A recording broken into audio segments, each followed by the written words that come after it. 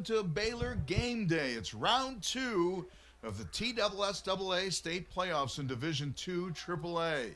I'm Jim Reynolds. My friend and colleague Craig Cecil is here, and our talented crew getting ready to bring you the contest tonight between the number 2 seed in the East, that's Baylor, and the number 3 seed from the West, that's the Purple Wave of Christian Brothers. In round 1 of the playoffs last week in Division II AAA, Brentwood Academy advanced, beating Briarcrest, and Knox Catholic eliminated Father Ryan. These two teams both received first-round byes, both Baylor and Christian Brothers. So starting tonight, it's 8 teams still alive for the state championship race. That number will be down to just 4 by the end of the night. It is the Red Raiders taking on Christian Brothers, the Purple Wave this evening. These two teams met on September 15th in Memphis. Baylor prevailed in that game 48-9. Whit Muschamp had one of his best games of the season. He went 10 for 10 in that game and threw 4 touchdown passes. So Baylor, hoping with a win tonight, they'll be able to advance to the quote-unquote Final Four in the playoffs. Should be a great night for high school football and playoff activity throughout the state of Tennessee. Good matchup tonight. It's number 2 in the East against number 3 in the West. One of the many traditions at Baylor, the excellence in the wrestling program. Greg Cecil got a chance to catch up with the Red Raider head wrestling coach. That's Rex Kendall, talking about this upcoming season and a championship again of a year ago. Championships are really a commonplace here at Baylor. Never take those things for granted. Rex Kendall and Craig Cecil. All right, we're going to spend some time today with Rex Kendall, head coach of the tradition-rich Baylor wrestling program. 5 state championships in recent memory. How does that happen, Coach? Well, these kids work their butts off is where it starts with. There's a lot that goes into it. We're sort of committed to this year-round. We take breaks and we try to make sure that we're not peaking too early. But these kids are for them it's more than a sport. It's more of a lifestyle, and so we compete. We've already had 3 or 4 competitions in the preseason. We went to Michigan for a tournament. We went to North Carolina. We went to Atlanta. We've got a kid going out to Oklahoma next week. So we're always on the road trying to find the best competition in the country. And once the real season starts up, the same thing will happen too. So here in a couple weeks, we're going to travel to South Carolina. Then we're going to go to Ohio. And then Kansas City, Missouri, Richmond, Virginia, Atlanta, Lehigh, Pennsylvania. So we're on the road. These kids are really committed to it, and our coaching staff's really committed to it. So we're seeing that some of the best wrestlers in the United States, we're trying to match up against them and then evaluate what we need to do to get better based on that.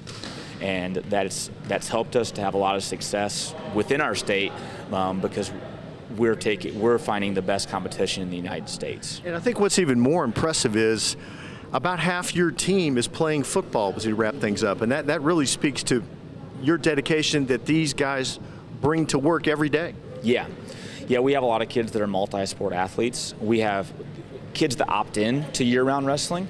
We love that, but kids who want to participate in football or crew or track and field, whatever it may be, we work with them. So we anticipate our football team making the state finals, and we'll get those boys in shape after they're done. Coach, good luck to you. Continued success. Thank you very much for the time. Thank you.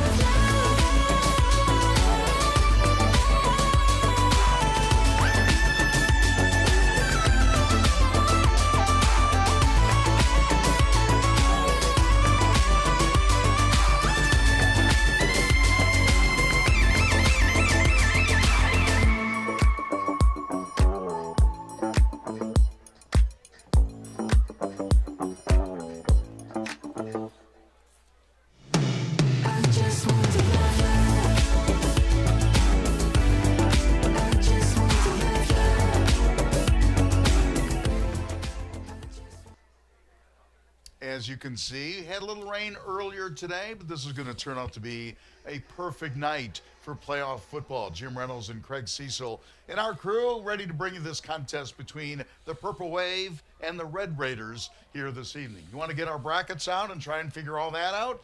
It's not that tough. There's only 8 teams remaining. It'll be Brentwood Academy tonight taking on McCauley, the number 1 team in the East against the number 5 team in the East. The number 3 team in the East is MBA. They'll take on the number 2 team in the West, that's Ensworth. Christian Brothers, as we mentioned, the number 3 team in the West against the number 2 team in the East. That's the contest here tonight. The winner of this game will take on the winner of Knox Catholic, the number 4 team in the East, and the number 1 team in the West is MUS, Memphis University. So in the Baylor bracket, if you will, the bottom part of the bracket, it'll be Christian Brothers and Baylor, and the winner will take on the winner of Knox Catholic at MUS. If MUS wins, they're the top seed. They would be at home. So this could be the final home game of the season for the Red Raiders here tonight. I'm sure they want to take advantage of that. And Jim, despite a spectacular regular season, we can throw all kind of numbers at you. This is one and done. So the table's set. You've worked hard since basically June. How great do you want to be? And that just takes solid fundamental football.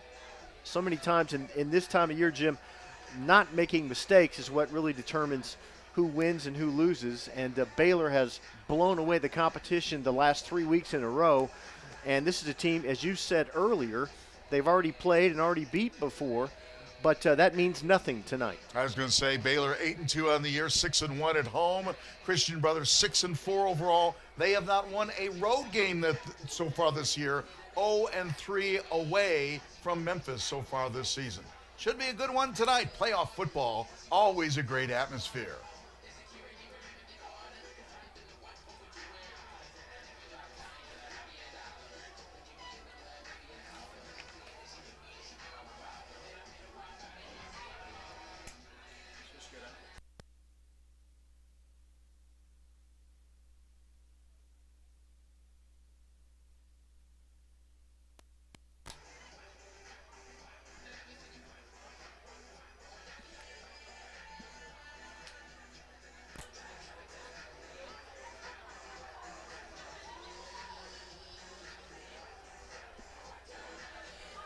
You can see on the field right now a little more intensity. Very quickly, Christian Brothers, they probably want to slow the game down, meaning they want to limit the number of possessions.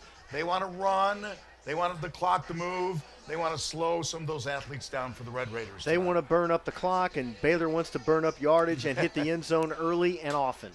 Should be great tonight. Playoff football between the Red Raiders and the Purple Wave.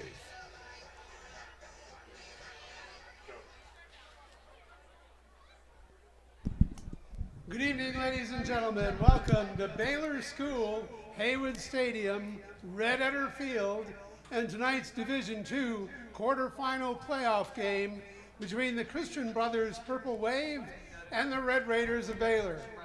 We would like to extend a warm welcome to the fans who have traveled to the game from Memphis.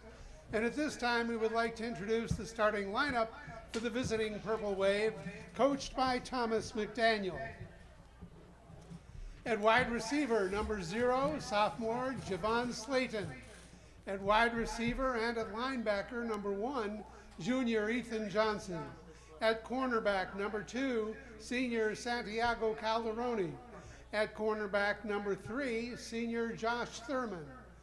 At tailback, number 7, sophomore John Goodwin. The quarterback is number 8, senior William Kreitz. At wide receiver, number 10, sophomore Jeremiah Robinson. Linebacker, number 11, junior Tyler Brown. Linebacker, number 13, senior Garrett Lee. Free safety, number 14, junior Carson Finch. Halfback, number 20, senior Wilson Thompson. The punter is number 25, freshman Will Britt. Strong safety, number 43, junior Jack Candiato. Linebacker number 44, junior Adam Schmitz. Defensive tackle number 46, junior Ashton Hearn. Defensive end number 48, senior Henry Watkins. Left tackle number 55, senior Will French. Left guard number 56, senior George Gillen. The nose guard, number 58, senior Artie Rodriguez. The center is number 63, senior Jack Nellis. Right guard, number 65, junior Austin Williams. Right tackle, number 77, senior Cole Carlson. And the kicker is number 93, senior Henry Hurdle. You get the Park Ridge graphic now? Tonight's high school football game is made possible in part by Park Ridge Health System. With 5 hospitals working together as one in the Chattanooga region, Park Ridge Health provides a full range of medical and mental health care, including sports medicine and orthopedics. For more information, visit parkridgehealth.com. This game is being played according to the rules of the Tennessee Secondary School Athletic Association.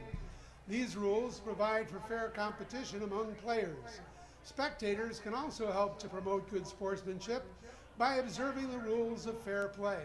Each one is requested to take personal responsibility for keeping this game at a high level of sport.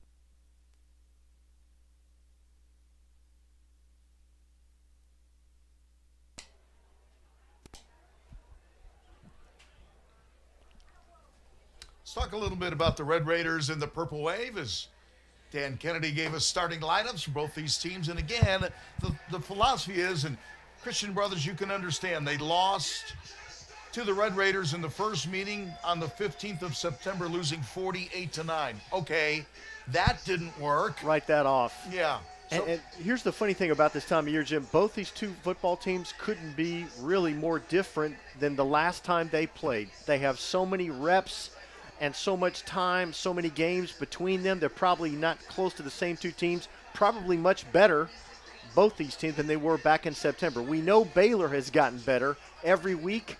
They tend to start quickly. They tend to score on their opening possession. If you're Christian brothers, priority one is accounting for their skill people and putting some pressure on Whit Muschamp on that opening drive. All right, let's talk about skilled people for just a moment. Eric Kimry said earlier today to me, he said, I don't know about Cam Sparks tonight. He was talking about, and again, he's in your top 2 or 3 receivers anywhere.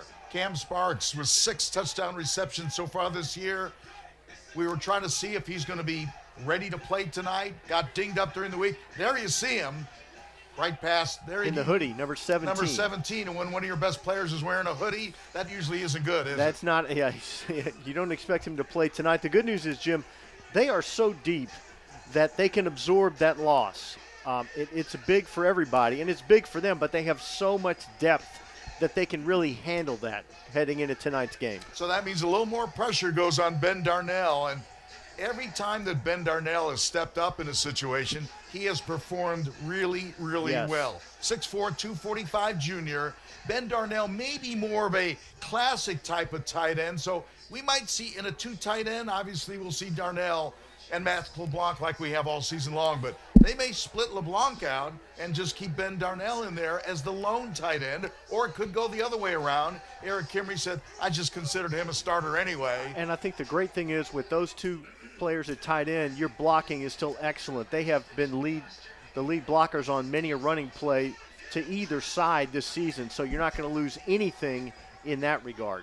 2 or 3. Again, we're not going to see the Purple Wave just pass it very often. They just want to control the clock.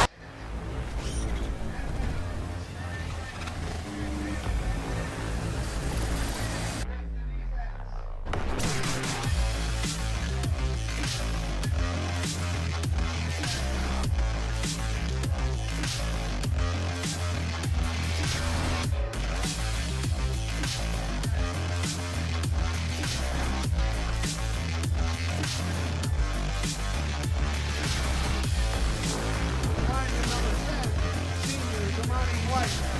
Linebacker number 62, senior Nelson Knight. Linebacker number 20, senior Brady Joyner. Free safety number 25, junior Tyler White. Defensive end number 33, senior Belinda Jesse. And defensive lineman number 48, freshman John Hofer Jr. Now, ladies and gentlemen, the offense for the Baylor Red Raiders. Starting with tailback number 1,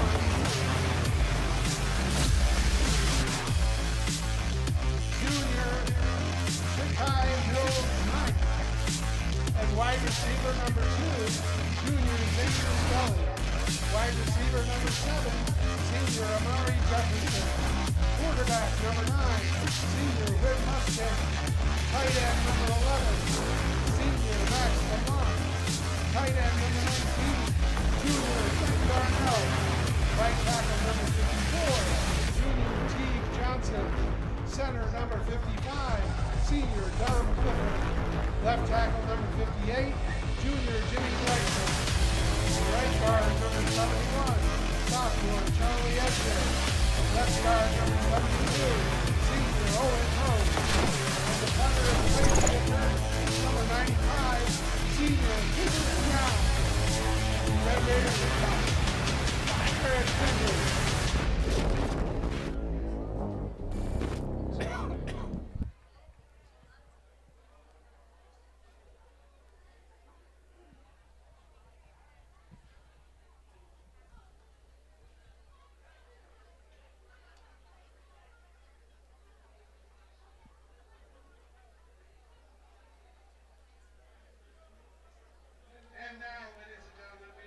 Stand for the invocation before tonight's game to be delivered by Alex Gallimore, chaplain of Baylor School. Then please remain standing for our national anthem to be sung tonight by Baylor senior May Bender. First, Reverend Gallimore. Let us pray. Almighty God, you are the maker of beautiful things. We thank you for this perfect setting and day for playoff football, in an environment filled with the splendor of your creation. We thank you for the hard work and dedication of these two teams that has led them to this moment. We ask that you would enable these players and coaches to perform tonight to the best of their abilities. As always, may excellence and sportsmanship be on display, and may you place your protection over us all. Regardless of the outcome of tonight's contest, may we all leave this place resolved to partner with you in making a positive difference in your world. This we ask for the sake of your holy name. Amen. And go Big Red.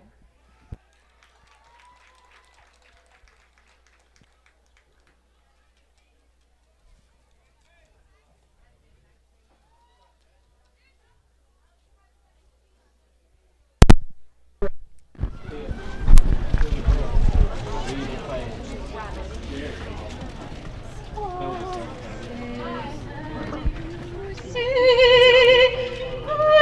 dance with thee.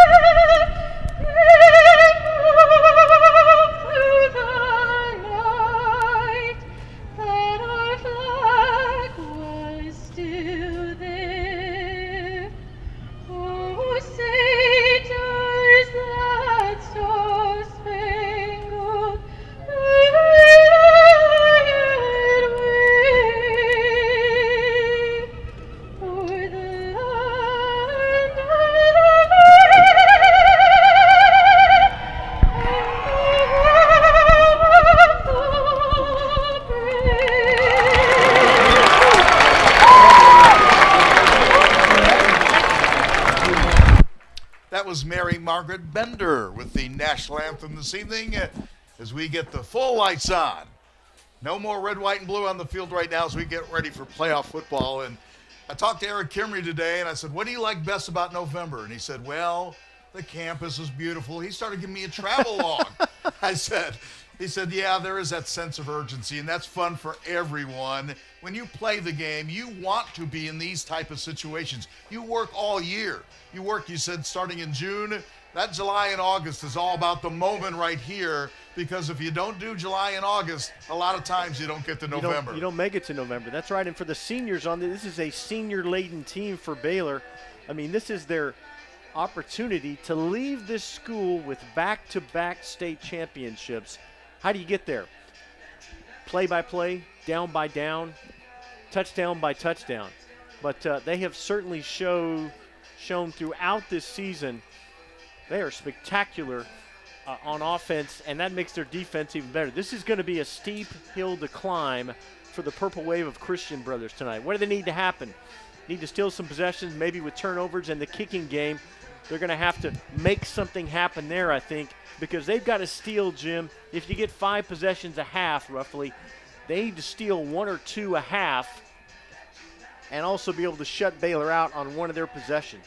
Yeah, like I said, these two teams played earlier this year, September 15th, and Baylor won that game 48-9. And I asked Eric Kimmer, I said, is that good or bad entering this game?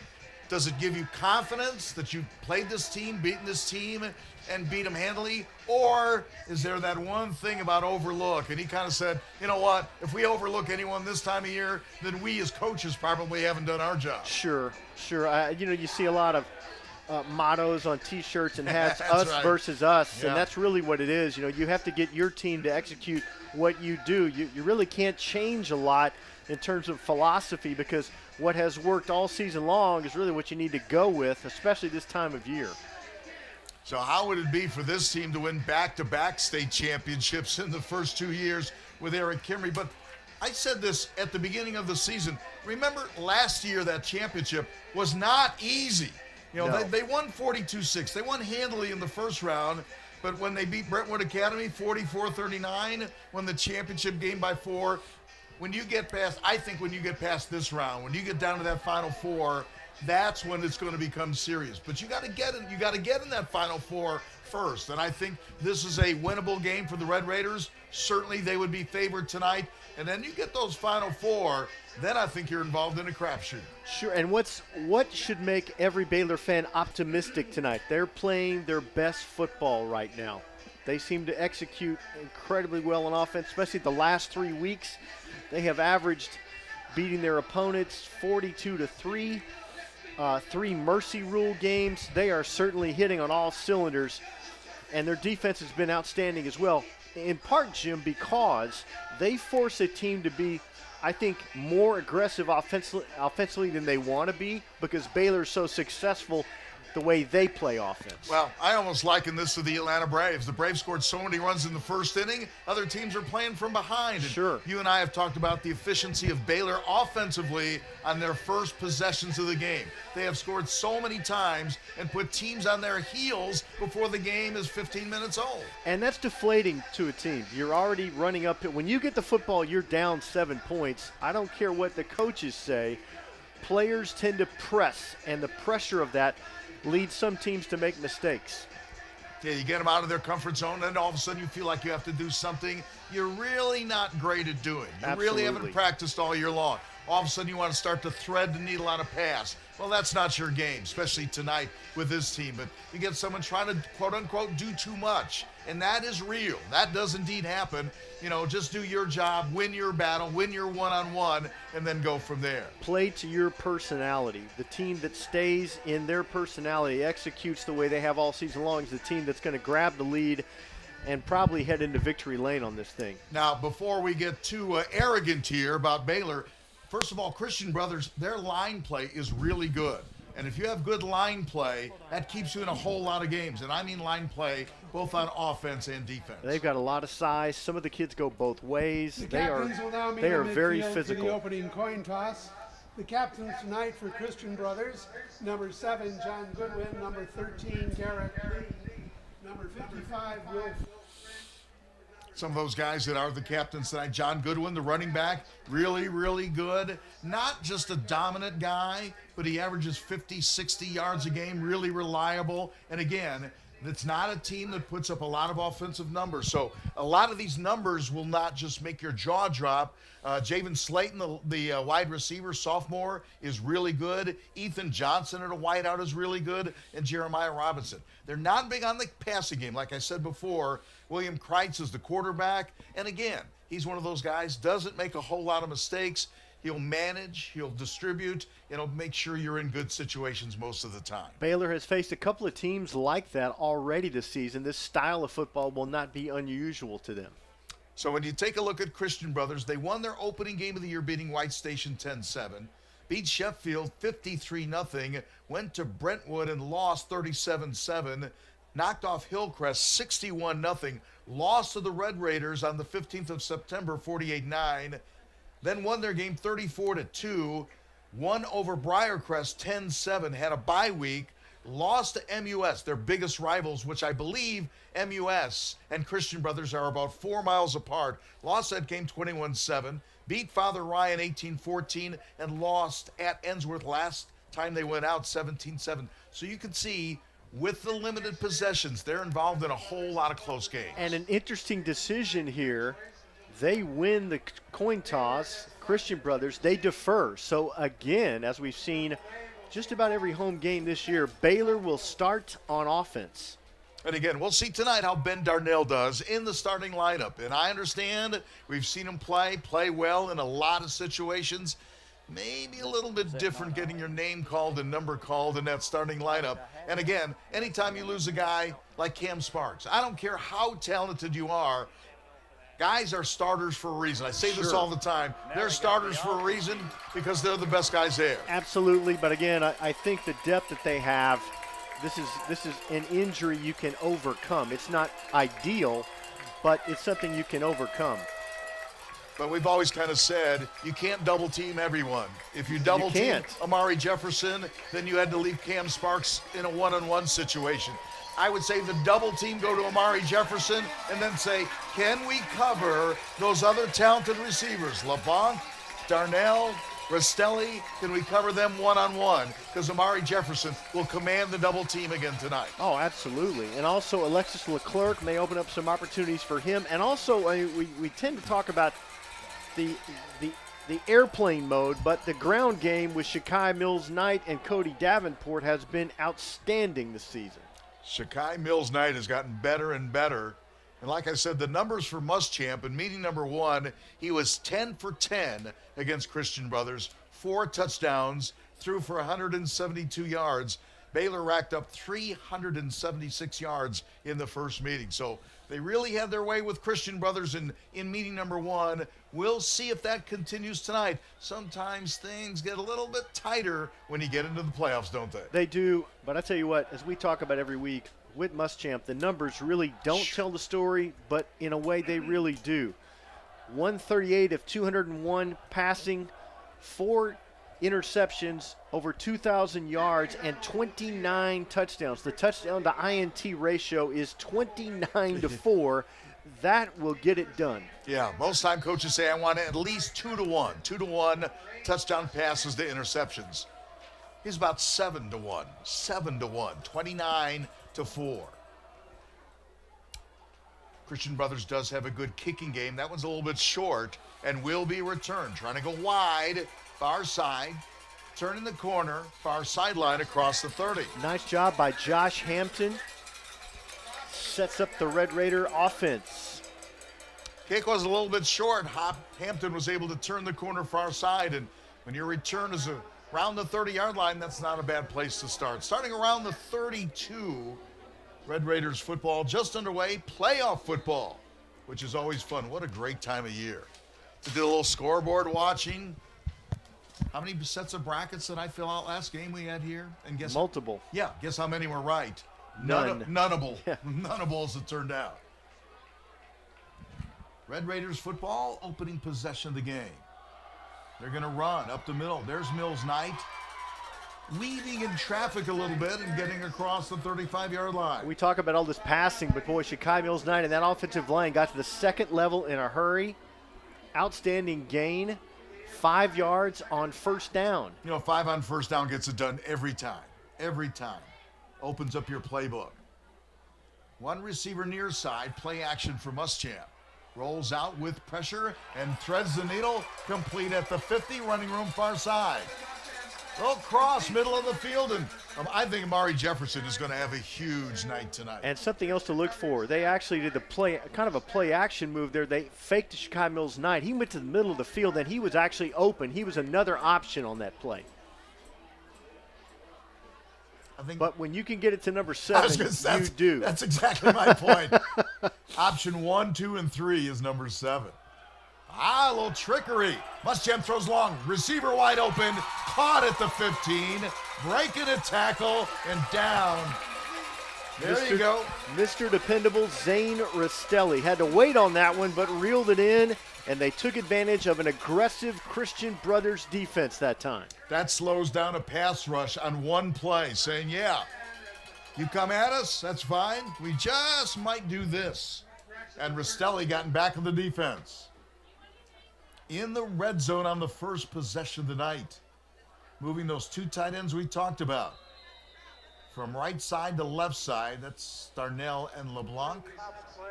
Prior to the snap, false start on the offense. 5-yard penalty, replay first down. So a little pre-snap penalty. Like I said, I was talking to Coach Eric Kimmery today, and I said, you guys are playing so well, winning the last 3 games in a mercy rule. Tell me, is it good to get a week off at that point? You want to keep on playing? He goes, well, we were playing well, but bodies need to heal. A little bobble that time by Muschamp. He just goes forward. I think either the snap came too soon or he took his eyes off. Those are the kind of things that could spell disaster. Muschamp able to recover, not doing anything crazy because that throws the timing off and just carries it maybe for a gain of a yard on that first down play. 2 receivers left side. Play action again. Muschamp end zone on the look, and there's wide open. Yes, he's going to have a big night. Yes. Amari Jefferson, first possession, 14-yard touchdown catch. And again, the Red Raiders score on possession number 1, make everyone else climb uphill. That must have been a busted coverage because he was absolutely wide open in the end zone. 17 yards on the pass for the touchdown. Even with Jefferson's speed, you don't get that wide open in a cramped area. Cooper Cowan with the extra point here. A little high snap. Kick on the way, and the kick is good. How many times this year for the Red Raiders? I feel like it's every game we've done, Jim. Opening possession, touchdown. And able to overcome a penalty. Muschamp, so mark it down. There's number 30. Now it's 30-4 touchdown passes to interceptions. That's a heck of a ratio. Number 30 is Muschamp to Amari Jefferson for 17. This is the first pass to Amari that really got the drive going, and then he ended up absolutely wide open in the end zone. You had better account for number 7. And here's the thing, it's not like he's sneaking up on anybody, Jim. They've seen every game that we've done and every game Baylor has played. They know number 7 is a load to stop.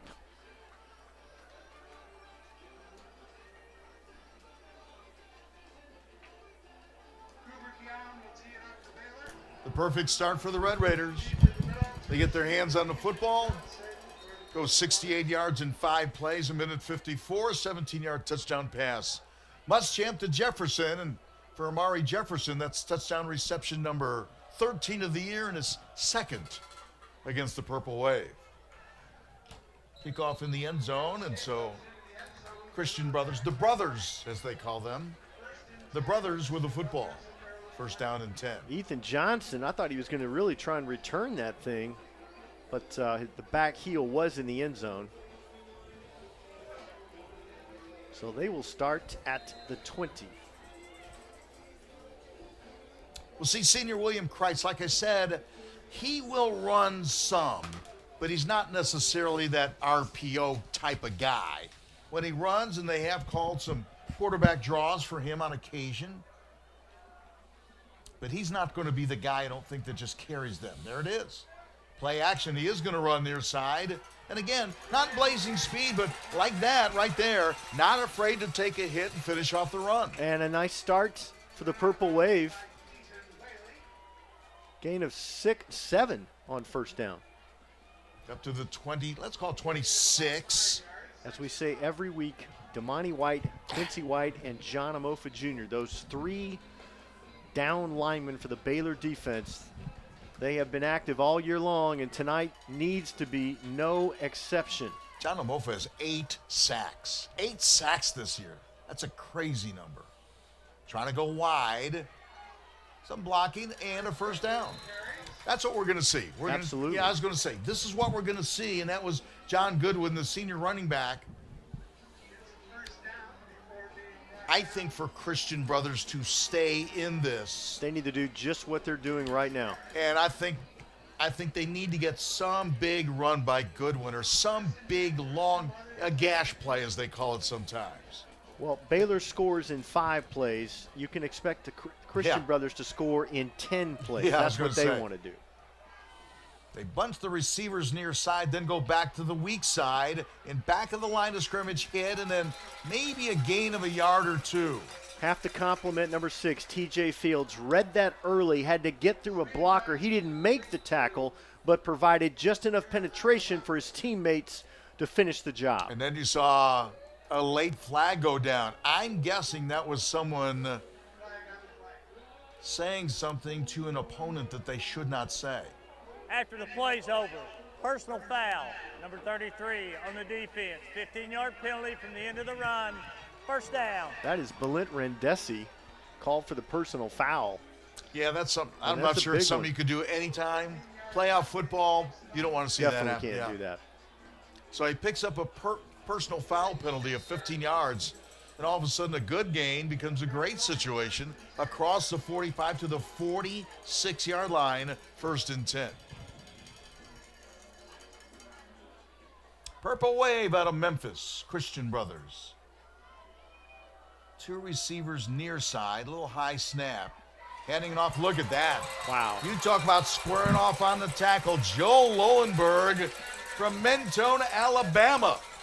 What a nice play. Quincy White involved in that as well. And if you want to see how things go tonight, when that defensive line is making tackles, it is usually a good night for the That- Baylor Red Raiders. That was just a textbook tackle as well for a loss of 2. They were at the 46, now at the 44. Tough for a team like this once you get in back of the sticks. Now you're 2nd and 12.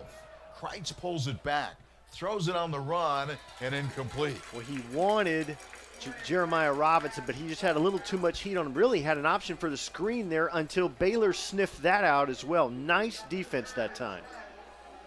You know, that's just a defense being disciplined, too. If you don't get burned by that screen in that situation, that's the old thing we talk about doing too much sometimes. Just play your area. your space. Yeah, win your battle. Defensive players stay at home. That takes the screen away. Good coverage in the secondary. Downfield overthrown and incomplete. A lot of pressure that time. And I was going to say, you saw the quarterback want to go quicker My that time. goodness. Didn't have a receiver open because Look Kreitz like had to it throw was John quicker. Amofa Jr. Yeah. that lowered the boom that time, just as the ball was released. let me tell you how much that doesn't shock me right now. It's not like we haven't seen that movie, all season seen long. that movie before? So a long possession time-wise for Christian Brothers, but they're going to have to punt from their own 45. Got a couple of first downs, one via the penalty. Positive. Calls for the fair catch around the 22, 23-yard line. So a couple of first downs by Christian Brothers, and then the drive stalls, putting it away to the Red Raiders, who take over with 7:44 to play in quarter number 1. I'm Jim Reynolds, Craig Cecil, our crew. I say talented crew because that is the absolute truth. And now we know our members can cook as well. That's right. A little chilly before the game tonight. Scary. See how we are in the fourth quarter. Muschamp on the run. Avoids the rush once and goes down. Wanted to get rid of that football, but just too much pressure by Christian Brothers defense. Nice job that time. I think they got Will French, the senior. 55, yes. Loss of about 5 yards on the play, so it'll be 2nd and 15. So Baylor gets behind the sticks, and Christian Brothers mentioned that line, both sides of the football, which is good for Christian Brothers. They can apply some pressure. When you can apply pressure with only a three-man rush, which they can do, underneath to Amari Jefferson. Look at that. I think he's drawn a crowd. Far side, probably got 2 or 3 more yards than you would have expected, It right? really would have looked like that play was going to be blown up behind the line of scrimmage, but he waited, was patient, some blocks set up. They turned a negative into a positive. Back to the original line of scrimmage. So up to the 24-yard line, about 3rd down and about 9. 3rd and 9. Took the possession at the 23, now at the 24.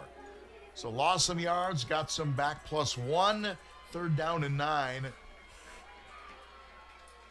And again, 3-man front for Christian Brothers. And getting pressure with 3. Watkins, Rodriguez, and Hearn, that front 3 for the Purple Wave.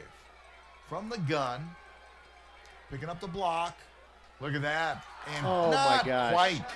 Zane Rastelli just trying to adjust a little bit. Couldn't quite get back to the football. I thought- Had the soft spot in that defense. He sat down, and there was a perfect lane for Whit Muschamp to throw to, but Zane Rastelli just could not reel that one in.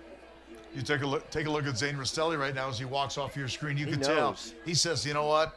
Give me that one again. Give me that one Yes. again. He makes that catch 9 out of 10 times. And definitely a win for the Purple Wave defense. They Sure. force a 3 and out. Their offense has at least burned some first downs and some clock.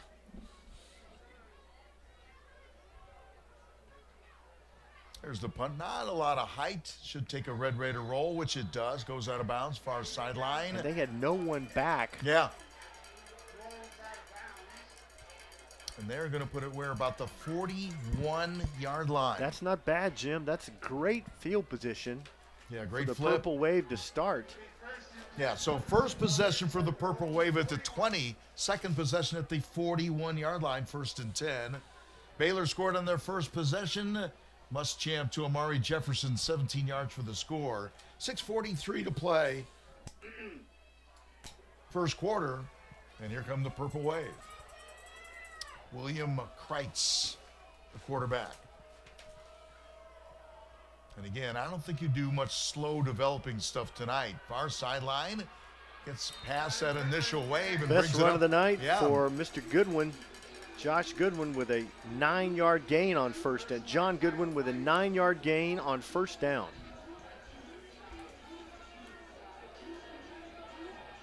Second down and 1, just shy of midfield. So Christian Brothers trying to get into Baylor territory. 7-0 lead Red Raiders. Quarter-final round of the playoffs. Right now, 8 teams alive. At the end of the night, that number will be down to 4. 4-man front, rushing up the middle and getting the first down. Didn't need much, just needed a yard. Went between the tackles and got what he needed. And that will be a Christian Brothers first down by the quarterback. Nice sharp play by William Kreitz. Just saw what the defense gave him and took it.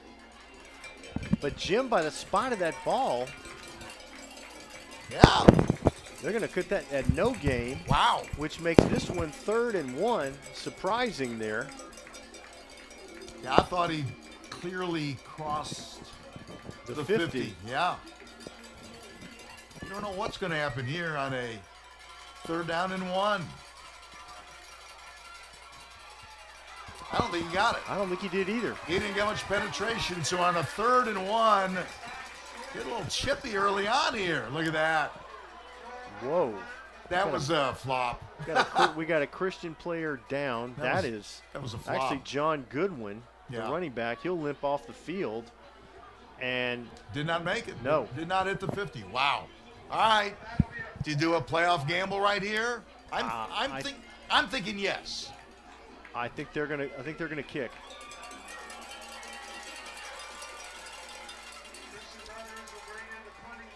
Jim, you kind of got this thing. You're kind of playing body blows here, and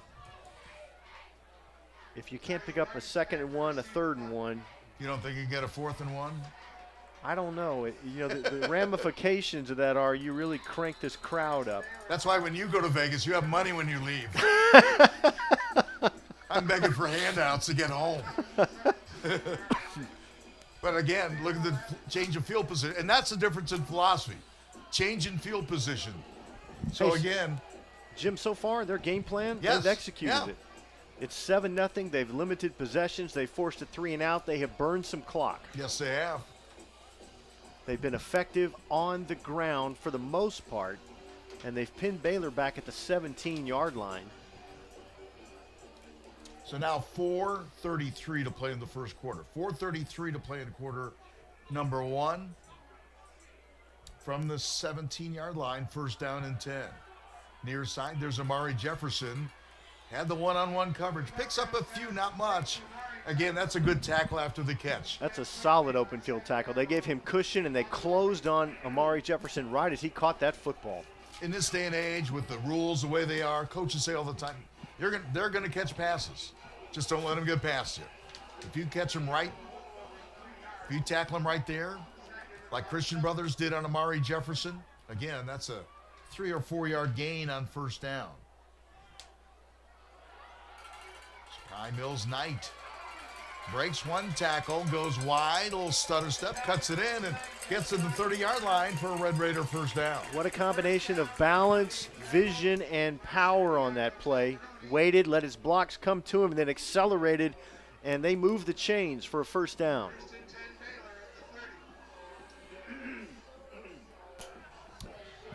So the Red Raiders moved to their own 30-yard line already with a 7-0 lead. This possession number 3 of the night. Look at that. No one deep. Muschamp. He's going to throw it there. See if he can hit Amari Jefferson. Yes, he can. Wow. Defensive back goes down, and Amari Jefferson will coast Single into the end zone. coverage. That's only 70 yards. Single coverage, Jim, on Amari Jefferson. He got deep and got down and waited for the touchdown. Whit Muschamp recognizing that. He saw, there was no safety deep. There was no help. And he said, you know what? I'm betting on Amari to win that foot race. And again, that would be my Vegas bet too. I'm betting on Amari Jefferson. And he comes through on a 70. Touchdown is good. I have a sideline warning on the offensive team. You got to wonder, Jim, how in the world can you leave number 7 on single coverage? You can't.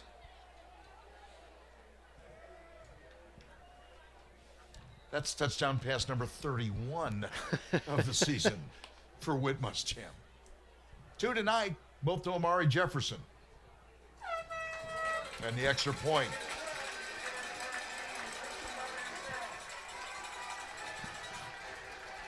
Red Raiders in the end zone at the 3:14 mark of the first quarter.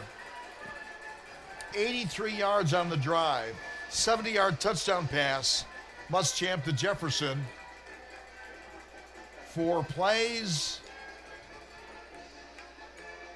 And the difference in the teams, Baylor scores. Here you go. Just loads up. See, he saw his guy behind everybody and let it go. Baylor scores in 1:19. And actually, the Christian Brothers defensive back there just tried to tackle him, which I don't blame him one bit for, but even that didn't work. It's not always this easy, Jim. Why does Amari Jefferson make it look easy then? He's just got that knack. I think he has a gift. A gift that you and I don't have, I That's would true. say. With the K and cool. So 3 possessions for the Red Raiders and 2 touchdowns. And Amari Jefferson has both of them. That one goes out of the end zone, and so. But you know what, Jim? That was close. They made Ethan Johnson go after it. Cooper Count is such a weapon as a kicker. He is so good. He can do anything you want him to do kicking the football. If you don't watch it all the time, you don't realize, even on a kickoff, hey, coaches tell you, put it here, put it here, put it there. I hate to see him in target practice. He's pretty darn good. 3 receivers left, 2 right, and pressure, and ball's out. Loose. A flag is down. Looks like Christian Brothers got it. This may be a hold as well. Fantastic pressure that time. No, they're giving the ball to Baylor. There it is. And it's John Amofa Jr., sack number 9 of the year. Wow. Fumble recovery. We will see what this flag is. If it's a hold, I believe it'll be declined. Holding, number 63 on Boom. offense. Penalties declined. First down.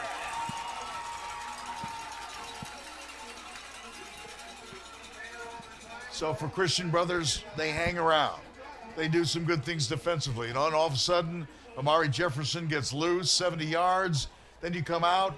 What do? You go, exactly what we talked about. You do what you're not good at. You put 5 in the pattern with no protection for your quarterback. He gets hit, coughs up the football, and now you're 7 yards away. I think Belit Rendesi 33 started that with the pressure, and John Amofa was there to finish it with the fumble recovery. Moving both tight ends from right side to left side. Muschamp gun, high snap. Trying to go wide with Mills Knight. And one play, 1 turnover, 1 touchdown. It's now 20-0. Well, anytime, usually when you see Max LeBlanc and his counterpart Ben Darnell go to the left side, that's where the ball's going, and that's what Shakai Mills Knight did. Just ran right behind those guys, cut into the end zone. It was entirely too easy on this drive for the Red Raiders. Yeah, just too much muscle on that side, and Shakai Mills Knight with his 12th touchdown of the season, 12th rushing touchdown of the year. Extra point is good. Boy, we thought this quarter was kind of end in a stagnant fashion, but the Red Raiders have turned up the heat in the last 3 minutes of play. So the first touchdown was 1:54. Touchdown number 2, 1:19. That was 15 seconds. 1 play, 7 yards, Shakai Mills Knight. 7-yard touchdown run, and it's now 21-0, and we're still in the first quarter. There you see LeBlanc and Ben Darnell. They go to the left side. Shakai Mills Knight says, let me stick in between those big guys and find my way into the end zone. And Max LeBlanc with a nice block helping free Mills Knight with touchdown number 3 of the night. Boy, and here's what Christian Brothers not good at. Many teams not good at, and that is trying to come from behind, especially with a 3-touchdown deficit. Well, here's the thing, Jim. You can't score 21 points in one possession. You just have to keep going back to your plan. First downs, move the chains. First downs lead to touchdowns. Yeah, I just don't know if they're going to be effective. You put 5 in the pattern with no protection for the quarterback. Oh, my goodness. Kind of got in front of his skis a little bit, didn't he? Ethan Johnson had trouble with traction on that earlier kickoff. Definitely had trouble there. So things go from difficult to even more difficult for the Purple Wave as they start this one inside the 10-yard line. Spotting it right at the 9. First down and 10 from the 9-yard line. 2:53 to play in the first quarter. Baylor has scored on 3 of their 4 possessions so far. Yeah, already 4 possessions. We're still in the first quarter. 4-man front, hit in the backfield, and it becomes more difficult for John Goodwin and company, the ball carrier that time. Number 20, Grady Joyner, in to make the tackle that time. And boy, as a defense, Jim, you can be so aggressive now. This is, I mean, you're facing a team with their back to their own goal line. So 3-man front, and the linebackers are close. Might send a fourth. Play action hit again. Oh, my goodness. Quarterback goes down at the 6-yard line. That was Balint Rendesi. Little pump fake there by the quarterback did not fool number 33. Inside the 6-yard line. So a loss of 4 more. You start on the 9, you gain a yard, get to the 10. And again, you just feel like William Kreitz, the quarterback for Christian Brothers, he might be running all night long. Tough position to be in. For sure. Not enviable. Taking the snap with your heels basically on the goal line. Rolls out far side in the end zone. You know, interesting, they've been involved in several games. They've had a lot of safeties this year. Well, I'll tell you what, at first I thought that was a good move to roll him, but Joel Lowenberg, number 4, was there to shut that down, and that was nearly a safety. Now you've got a kick from your own end from zone. Deep in your own end zone.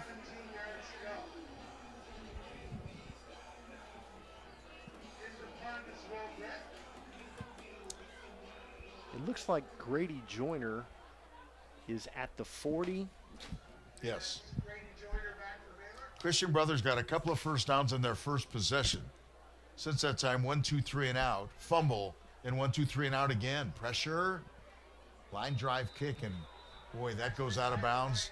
Baylor's going to come up with great field position. Got to see where they spot it on that far sideline. Jim, that was not the greatest kick in the world, but I think he did a heck of a job just to get that off. Tons of pressure from the Baylor special teams that time.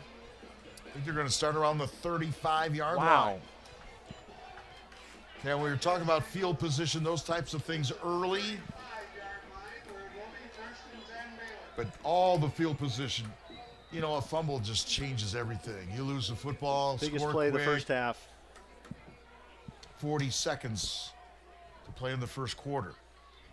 From the 35-yard line, Muschamp. Hit.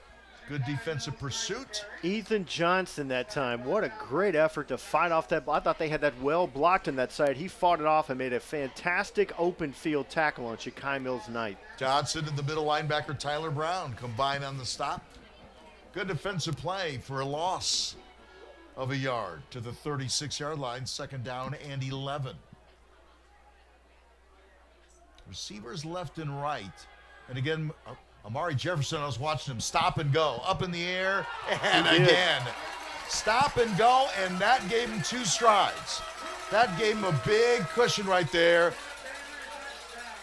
Calderone could not recover after that stop and go. And again, when you have time to execute that with Amari Jefferson, stopped, started, won the race, and now has 3 touchdowns already. Created. We're still in the first quarter. Created his own separation there late. Muschamp hung in there as usual as long as he could for the play to develop. Knew where he wanted the ball to go quickly and executed. 28-0.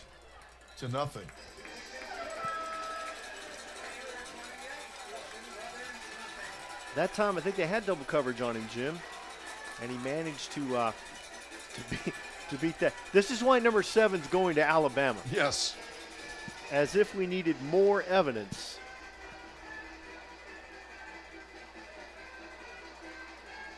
I'm going to Alabama next Saturday. Mox. There you go. Final game of the year against the Crimson Tide. So here you go, Muschamp pump fake. Did you see him stop That's at the the bottom? stop. Yeah. That froze everyone. And then look at this. Boy, a great effort. Just a great effort by Christian Brothers on the defensive side. Santiago Calderone just needed 1 more inch of finger. He didn't get it. The result, another touchdown for number 7. It's 28-0 for the Red Raiders. 36 yards in 36 seconds, 2 plays. Muschamp to Jefferson for 36. So Muschamp is at Jefferson for touchdown scores of 17, 70, and 36. I'm sticking with my I think Amari Jefferson's going to have a big game comment. I'm hanging on to that. Good hit right there. Spinning off and getting more yards. So Nice what do we return. have, Jim, in the first quarter? 5 possessions in the first quarter, 4 touchdowns. Here I thought they'd have 5 possessions in the first half. Yeah, I was like that too. So, and again, you get one of them by a fumble.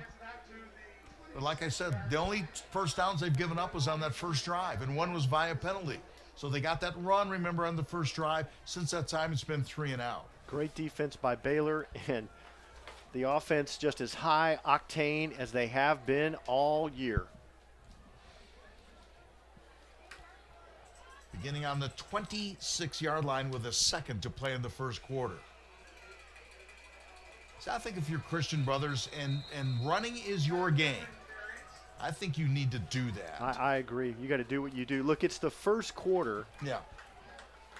and you're not built to play shootout, so don't until you absolutely have to.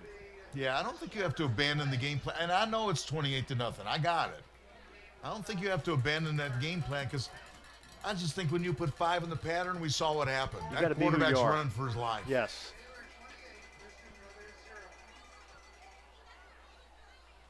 There's the commemoration of the wrestling championship. You talk to Coach. Your attention to the He field likes his team, doesn't as he? we He does, recognize and that's a Baylor's dedicated group, and 2022-2023 boy, when the football state players- championship wrestling team. Last year was successful both on the national stage and in the state of Tennessee for Baylor wrestling. Baylor placed 3rd at the Kansas City Stampede, won the Prep Slam in Atlanta, and placed in the top 10 at the National Prep Meet. Baylor beat McCall.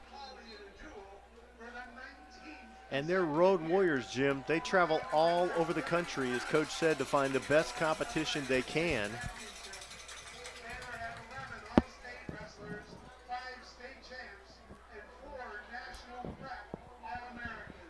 Yeah, the wrestling tradition. Many traditions here on this campus are pretty impressive, but that 31 total state championships. going back a long, long way. Christian Brothers with the possession. Gain of about 3 yards in that first down play. It's called 2nd and 7. That's Kreitz, the quarterback. A little bit of running room, just going between the tackles with John Goodwin. I actually got more than I expected, almost 9 yards there. You know, Jim, you just have to stick with that right now. You have to stick with that.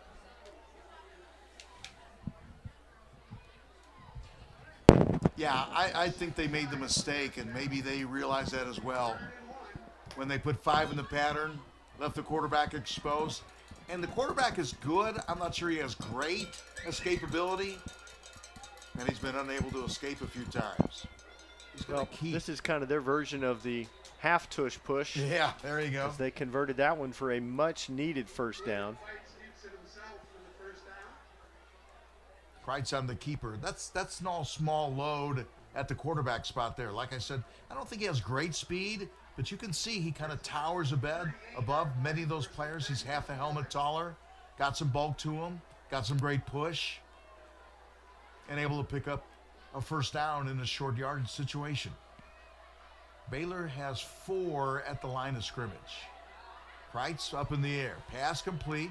Nicely done. Plays off his block and picks up good yards on Nice. that first down play. Jeremiah Robinson. Yeah. Robinson gets across the 40 to about the 44-yard line. It's about a... Starts at the 38. So picks up 6 yards on first down. Second down, about 4.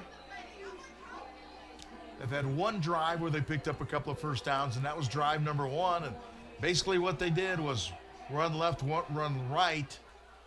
Got help from a Baylor penalty to pick up their second first down on that drive. Early in the second quarter. There's some running room. Hanging out of the football, moving into Baylor territory down to the 46-yard line. 2 hands on that football. Absolutely.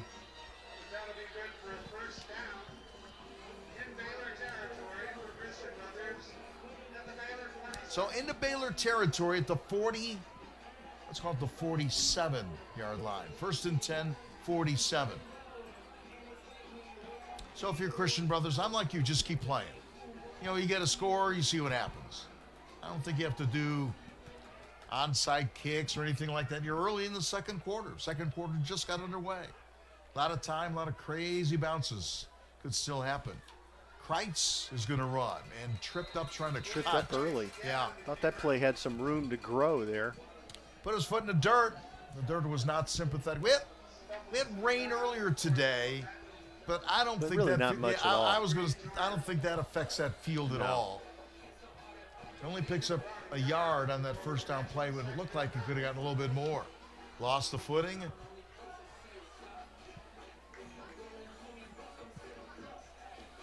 You see on that defensive line, Damani White, big number 10.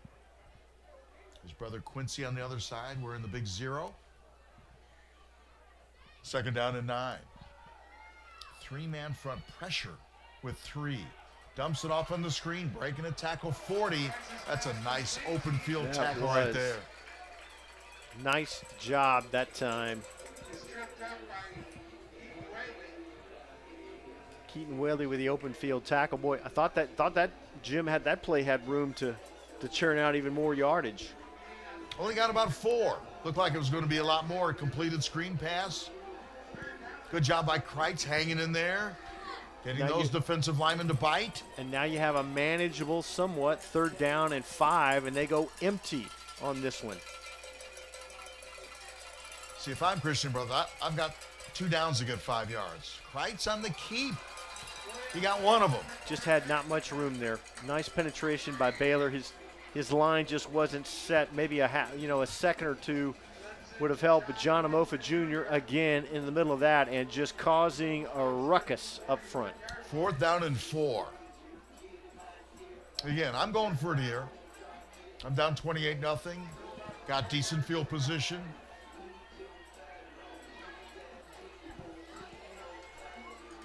Taking Ethan Johnson out, number 1. And Ethan Johnson, I think, is a pretty good weapon.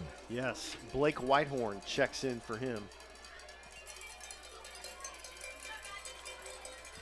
So wide on the near side goes Robinson. Kreitz rolls far side, throws it on the run, and oh my goodness. I don't believe we're on the same page on 4th down. I can see throwing that away on 3rd down. Yes. You gotta put it in the vicinity of one of your teammates on 4th down. So now Christian Brothers turns it over on downs. First possession punt. Second possession 1, 2, 3 and out. Third possession 1 play and a fumble. Fourth possession 1, 2, 3 and out. Fifth possession, couple of first downs, but then you turn it over on downs. So 7:09 to play until halftime. Baylor has scored on 4 of their previous 5 possessions. 1st and 10 at the 41. Mills Knight, quick hitter right there. Not for much, if anything. Hey, that was well defended. Stuffed right the line of scrimmage for no gain.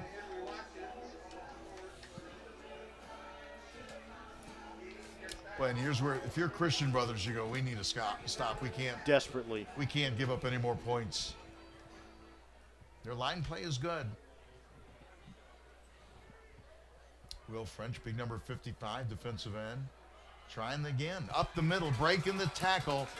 Boy, when you get past that defensive line, yeah, it's springtime. And Ethan Johnson there, number 1 for Christian Brothers with a critical tackle.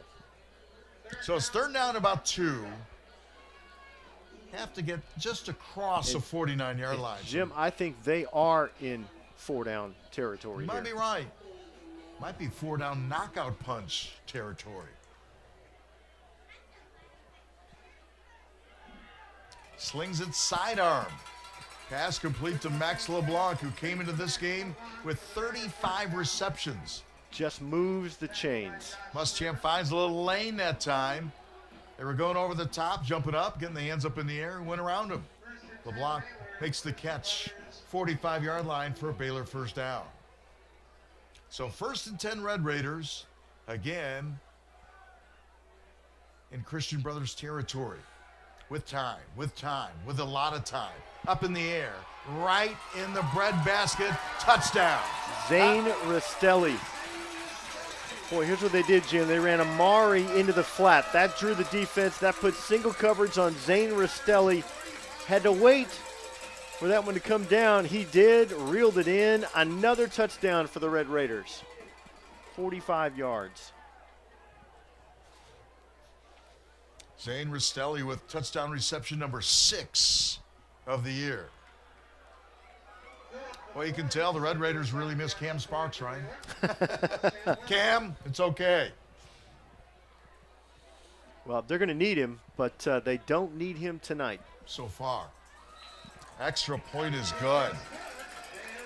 Baylor has scored on all but one of their possessions so far. At the 5:26 mark of the second quarter, it's now a 35-0 lead. What's that time of possession there? I'm going to guess. 20 seconds. No, they took over at 7:09 and scored 5:26. So about a minute and a half. Which is their second longest. Yeah, 4 plays and 59 yards. I think I got all caught up in that last touchdown there. Zane Rastelli, technically double coverage, made it happen. Again, with that receiving core, choose your poison. Choose them, yes. And you almost, Amari Jefferson demands a double team. He went to that far sideline, and that drew so much attention from that defense. Man-on-man coverage on him, but the whole defense looked that way, and Rastelli got loose deep.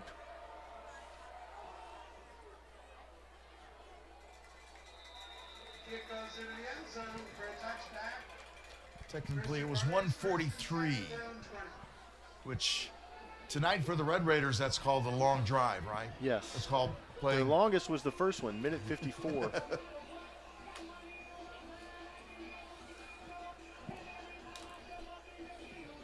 Boy, what do you do now? I think, Jim, you just got to go back to that running game. You have to be who you are because you're not going to score. Until you get one touchdown, it really, all this is just academic. So you need to find a way to get into that end zone. At worst, burn some clock. Thomas McDaniel, head coach at Christian Brothers. Boy, Ashton Duckett took a shot.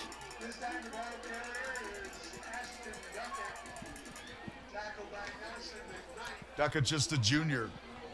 I think Nelson McKnight has delivered some great blows this season. The senior has brought the wood from his linebacker spot. Yeah, number 2 tackler for the Red Raiders with 62 entering tonight's game. And again, in back of the change, you take over on the 20. All of a sudden, you lose one down, and you lose 2 yards. Kreitz, well, thought he saw some daylight, was trying to cut it in instead of sweeping the far side. Option look that time. It was well defended. That daylight disappeared in a hurry, didn't it? I think John Amofa Jr. He's blocked some daylight in his day. That was Bradley Alunga Bisalele. He turned the lights out on that one.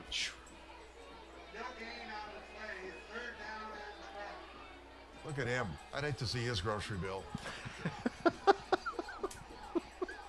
Inflation or no inflation, that grocery bill is going to more than I can afford. 3rd down long. Set up the screen far side. Up to the 25, and that's still 5 yards shy of a first down. That is solid recognition by the Baylor defense, but the Purple Wave still made it happen. Ashton Duckett has taken a couple of shots, and he has been physical tonight.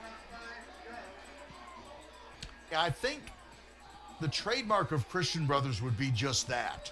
We're going to play physical, kind of a between the tackles mentality, but going outside a little bit more. Not the fastest, speediest, quickest team we've ever seen, but they depend on that line play. That was a play that Baylor was waiting on, because the minute they saw that screen, they all gravitated to their positions and defended the entire field. High punt, but not very deep. It'll take a purple wave roll inside the 45 to the 44-yard line. So again, 1, 2, 3, and out. This possession for the Purple Wave. Christian Brothers out of Memphis. So they had a nice long ride. Baylor takes over with 3:05 to play in the first half. The next round of the playoffs, and we'll do some scoreboard watching, but because the game of interest, the winner of the game between MUS, the number 1 seed, and Knox Catholic. Baylor will take on the winner of this game. Don't count your chickens. We'll take on the winner of that game between MUS and Knox Catholic next week. And MUS being the number 1 seed, that means if both MUS and Baylor win, the game will be in Memphis because MUS is the top seed. Top seed gets the home game. Hey, let's credit number 55, Will French of Christian Brothers. Great pressure that time. Whit Muschamp threw that ball before he wanted to. Incomplete. Yeah, we've seen Christian Brothers do some good things, get some pressure. Kai Mills Knight. Look at that, weaving in traffic, picking his spots. Well, you just feel like he is ready to break one. He doesn't run, he glides, right? He really does. And that was well blocked on the second level as well. I mean, you think about Shakai Mills as a freshman. So many freshmen do not wait for their blockers and their blocks to develop. He's really good at that. Got some help, made the most of it. 3 receivers left, 1 right on 1st down and 10.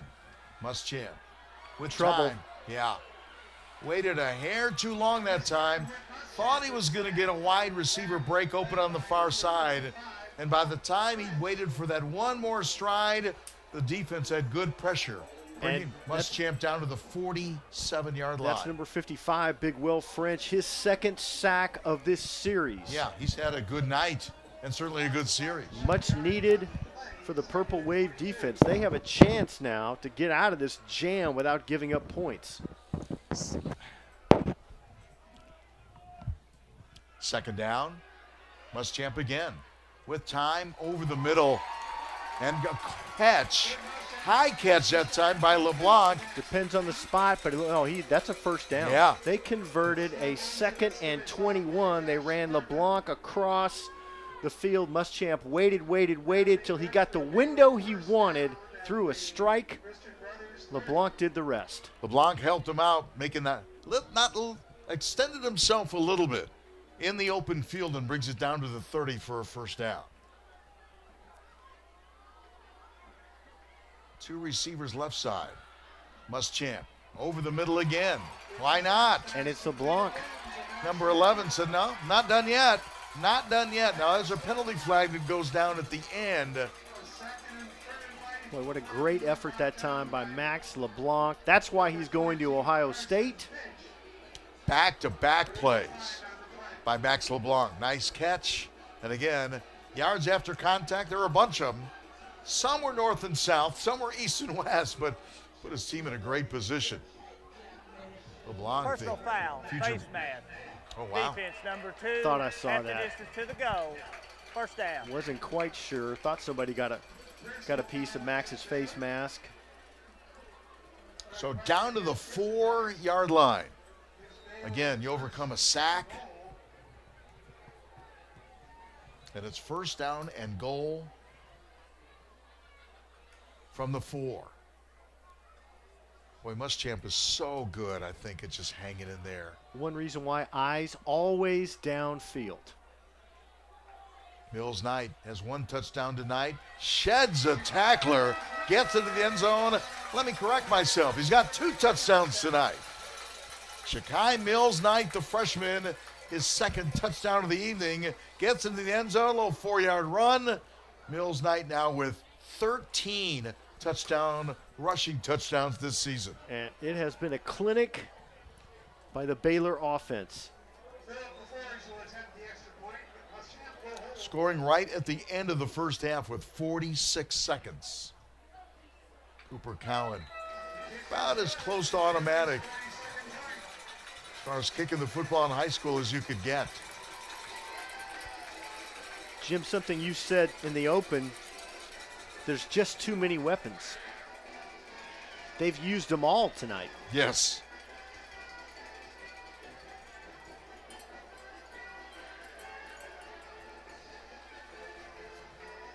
Well, they've used Jefferson, Mills Knight, Jefferson, Rastelli, and Mills Knight. But they've had LeBlanc that set some things up, Ben Darnell that's blocked well. Yeah, LeBlanc was the MVP of that drive. It's just been a fantastic team execution by the Baylor Red Raider offense.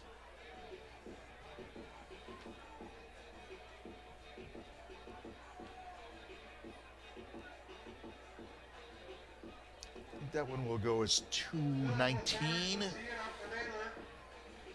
and 56 yards, 6 plays. Mills Knight 4-yard touchdown run, his second TD run of the night. Kickoff. Hey, could you place that right in the corner and put it in the end zone if you can? No problem. So Amari Jefferson scored 3. Mills Knight says, well, I got 2. And Muschamp to Rastelli for 1.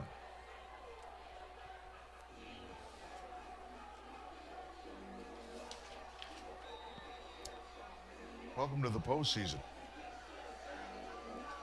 where it's supposed to be Tonight, harder. same as the regular season. Yeah, it's supposed to be a lot harder. But again, you have last week off, Illo rest, incomplete on first down. So I think Christian Brothers throwing on first down is a sign of where you are right now. Yeah, what receivers have to do in this position, Javon Slayton is a good receiver. He needs to come back for that football because that was well defended and aggressively defended that time by Baylor.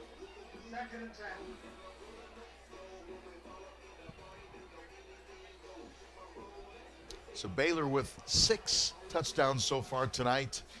Muschamp has thrown for 4. He was 10 for 10 with 4 touchdowns in the first meeting.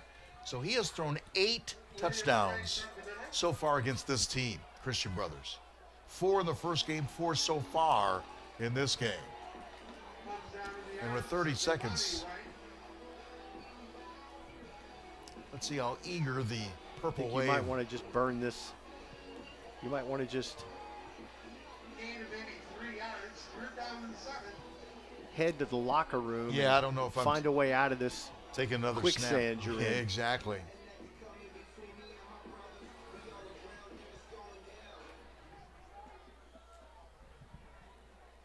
And the first half does indeed. Well, they snapped it. They snapped the football. And It's not going to mean anything. nope. Wow, what a dominant first half by the Red Raiders, both sides Yes. of the football. Amari Jefferson got free.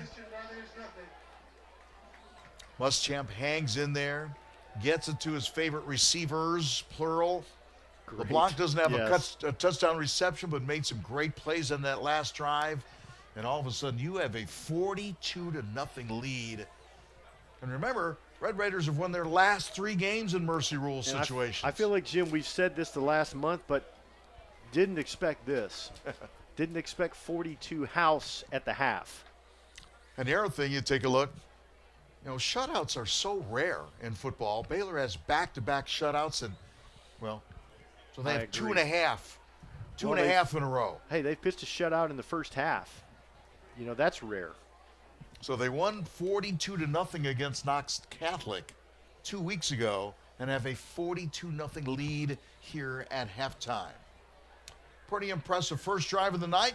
Muschamp hits Amari Jefferson, 17 yards and a touchdown. Red Raiders score first 5 plays, going 68 yards. Then Jefferson, 70-yard touchdown toss from Muschamp, scoring on their second possession to make it 14-0. 2:59 to play first quarter. Mills Knight scores on a 7-yard touchdown run, 21-0. And then the gift was the fumble by Christian Brothers. Red Raiders take over, 4 yards out. Red Raiders score again. 28-0. Muschamp hits Jefferson, 36-yard. Muschamp to Rosselli, 45 yards. That was at the 5:26 mark, second quarter, made it 35-0. And then Mills Knight, 4-yard touchdown run, his second TD run of the night with 46 seconds to play in the first half. Red Raiders go 56 yards on that final drive. Their 6th touchdown of the night, 4 in the air, 2 on the ground, and any way you slice it, any way you add it up, it is a 42-0 lead for Baylor at halftime. You're well on your way, and maybe start thinking about the Final MUS. Four. Yeah. 4 teams will be left after tonight. 8 teams were live starting this evening. Both these teams got first round byes last week, so this is the first playoff action of the year for both these squads. And that partially happened because Lipscomb had to bow out, and that changed who the Red Raiders could potentially play. So that's where we are right now. 42-0, all Baylor, scoring on 6 of their 7 possessions in the first half. And Jim, there is Red a Raider mercy Nation rule in the Wednesday of this postseason week was the first that national is in signing effect. day for high school student athletes. Now let's enjoy Baylor halftime. School was proud to have 13 outstanding seniors accept athletic scholarships to continue their sports at the collegiate level. They are marching out to the field now, flying their collegiate colors.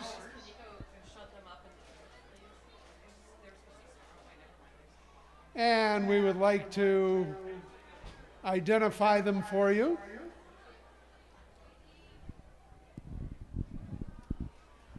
So this may or may not be the same order that they're in, left to right, but we have them in alphabetical order.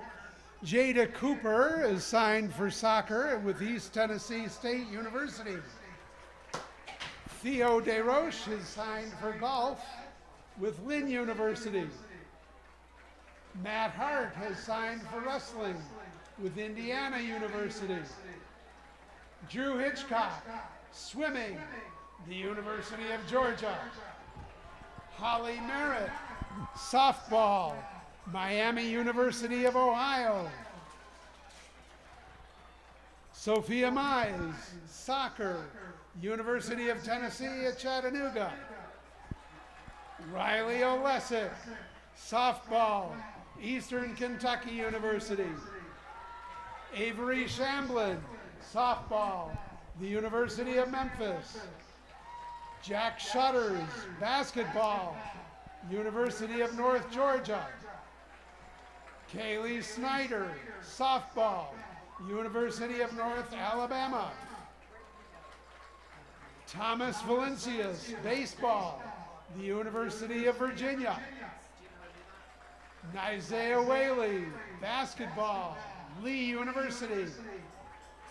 And Addie Yates, softball, University of North Carolina, Wilmington. Please join me in congratulating these Baylor student athletes and wishing them well at the next level.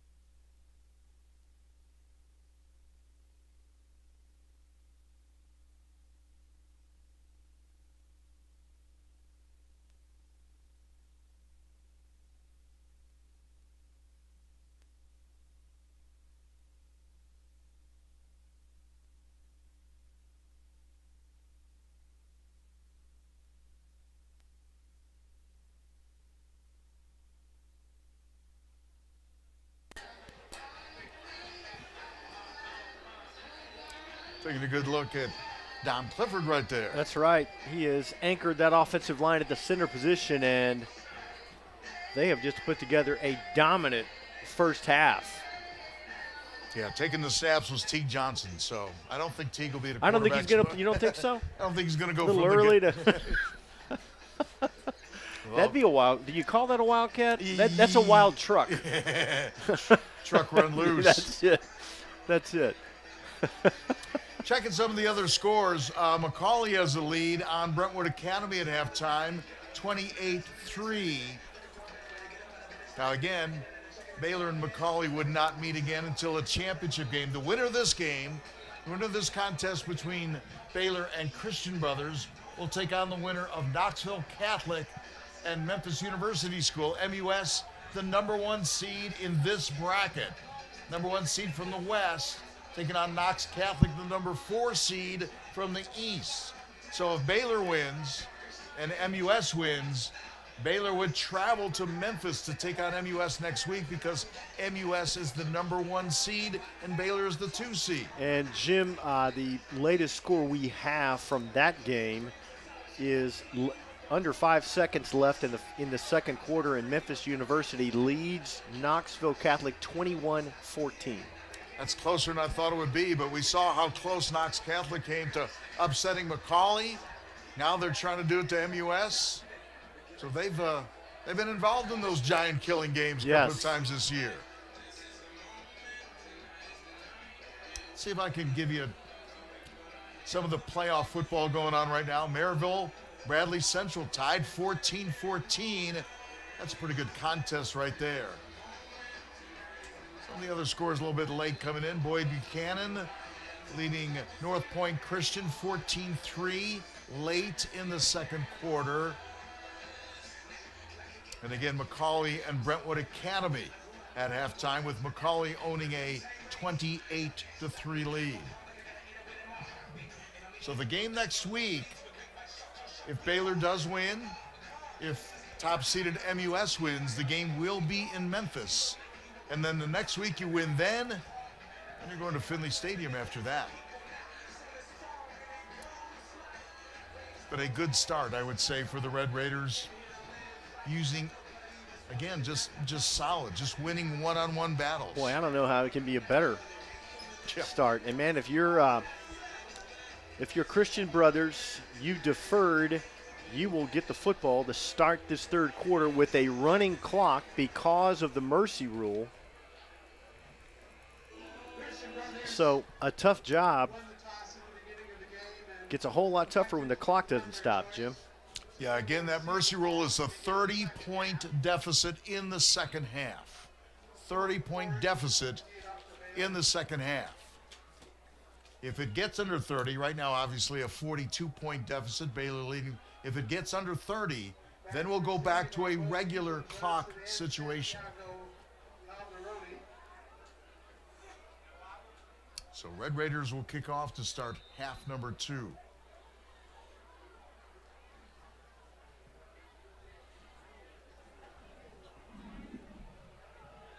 And again, when you can pop it in the end zone every time.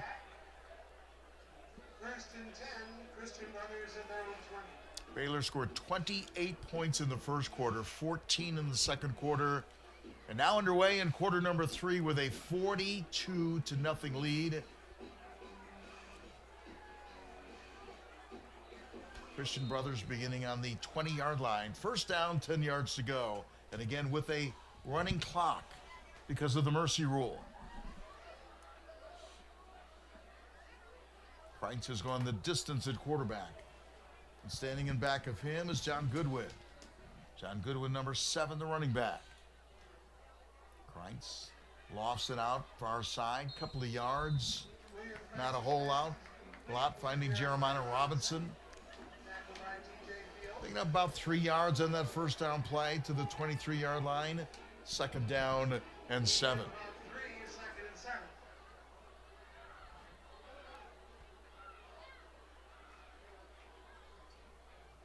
But they're in no hurry, are they? And I don't think we've seen any tempo out of that team. Well, they got the play from the sidelines, And lost the the ball's ball. loose. Baylor football. Wow, that should be that's flag everywhere. He was already down after taking the football away, coming up with that loose ball Goodness, this on the is ground. really that was ugly. That was Tyler Rice that got the football, and then he was down on the ground, got back up, and then took a pop. And we've got 1, 2, 3, at least 5. I think everybody threw a flag. There's 5 on the ground. Yeah, that's unanimous. Second fumble of the game. Second turnover of the game for Christian Brothers. So we said for Christian Brothers to kind of hang in there, they would have to win that turnover battle. Right now they're behind by 2. Last time they fumbled where? At the 4-yard line, I think.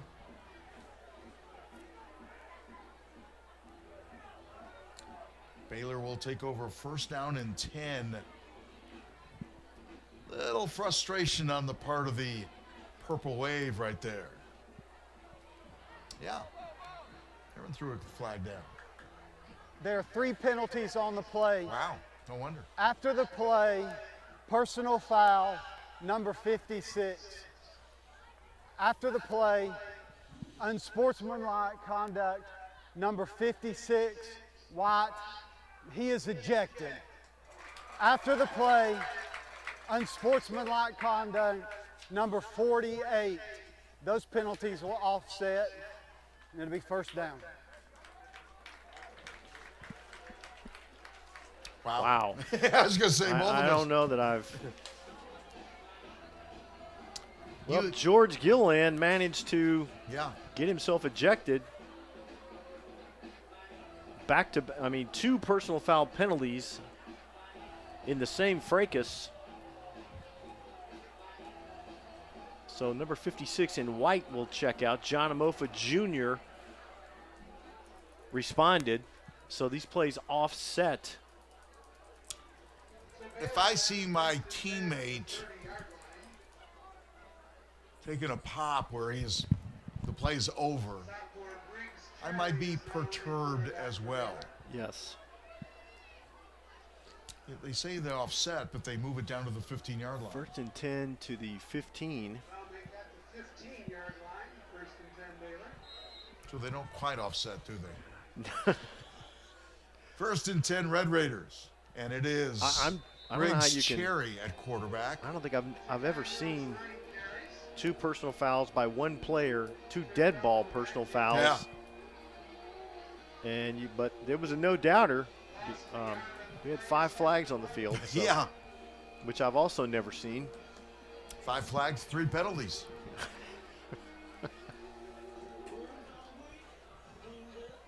Again, a running clock. We have 7.5 minutes to play in the third quarter. And there is Briggs Cherry. So And I think this is interesting, Jim. Whit Muschamp went a half. And for the second game in a row against Christian Brothers, he throws 4 touchdown passes, 8 against the Purple Wave this year.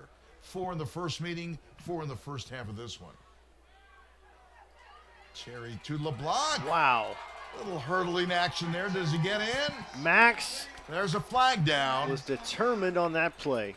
I don't think he got in, but it may come back anyway in a holding call. Now, officials are going to tighten up on the calls after we had those personal fouls. Yes.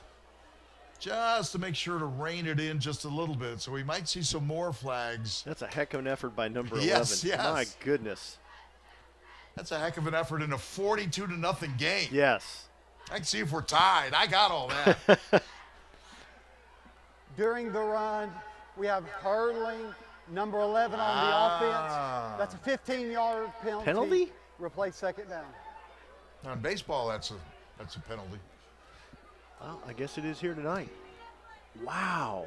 I've seen a lot of hurdling with Wow. nothing called. I'll say that, right? But he was avoiding a tackler. My goodness. Okay. I'm not sure I'm calling that one, but you know.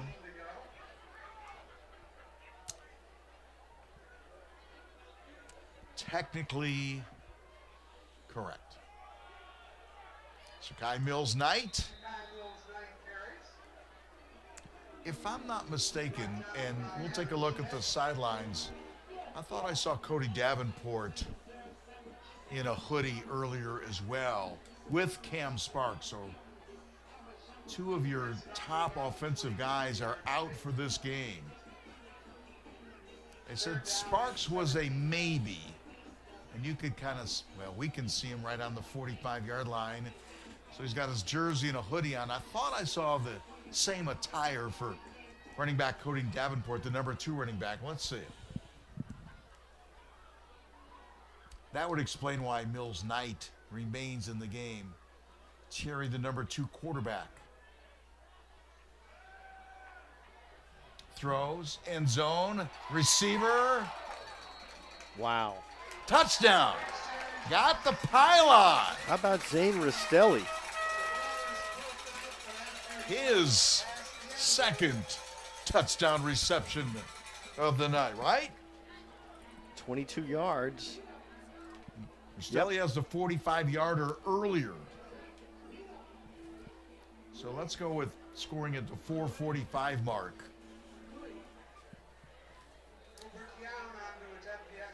West Champ 2, Rastelli.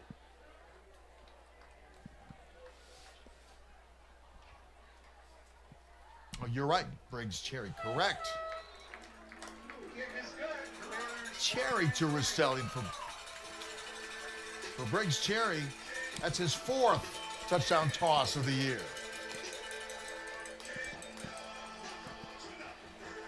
So that turns out to be just a 15-yard drive after all the penalties and another scoring after a turnover again. Couple of plays. And the clock continues to run on the mercy rule. It's now 49-0.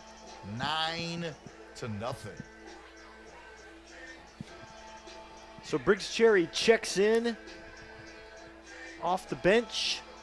Little play action. Far left corner. Zane Rastelli's there. Watch this right hand. Just breaks the plane of the goal right there. Great camera work. Touchdown, Red Raiders. Zane Rastelli with a couple tonight and 7 now for the season. So Briggs Cherry gets in on the action.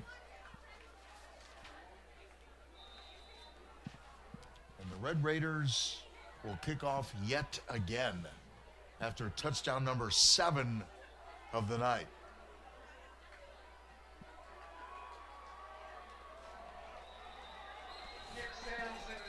Jefferson with 3, Mills Knight with 2, and now Rastelli with 2.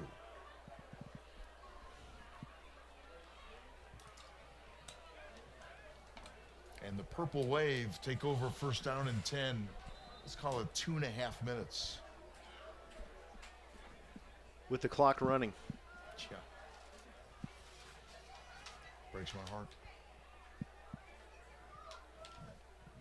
First down and 10, starting at the 20-yard line. Well, there's just, when you're a head coach here or offensive coordinator, there just ain't a lot of plays. There ain't a lot of words that can say, you know what, we're down 49 zip. Yep. Build on something. I always say, try to find something that works. Even if you take 7 minutes to score this possession. I agree. Came into this game after a loss to Ensworth 17-7. So they lost 2 of their last 3. Lost to MUS in a close game. Like we've said all night, MUS top seeded team in the West. Lost to MUS just 21-7. Beat Father Ryan 18-14. And then a close game. Nice running play, far Javon sideline. Slayton. That's their biggest play of the night. Slayton is their best receiver. Now, they hand it to him. They give it to him in different ways. He's probably their most explosive guy. They got him on the edge that time on the far sideline and got a couple of blocks and outstanding play. Inside Red Raider territory at the 41-yard line, first down and 10.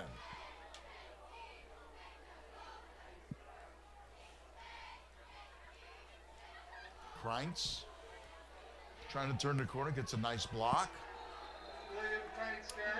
Picks up 4 or 5. Never able to turn the corner. Pretty good job by Baylor extending the play.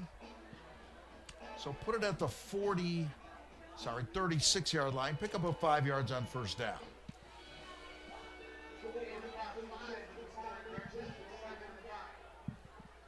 We're in the final minute of play, third quarter. That running clock, you don't realize how quickly things go. Christian Brothers, the Purple Wave out of Memphis. Kreintz with time this time. Rolls out far side. Sats throws. Complete 25-yard line to Jeremiah Robinson. Jeremiah Robinson that time did a nice job of finding a soft spot in that defense and waiting. Kreitz was waiting for him too. Good execution that time. But shows what a quarterback can do when he has time. Right. Bought himself some time, rolling out far side, set his feet, found a receiver, picked up decent yards to the 25-yard line. And as we go to the fourth quarter, this is the Haywood Stadium Light Show.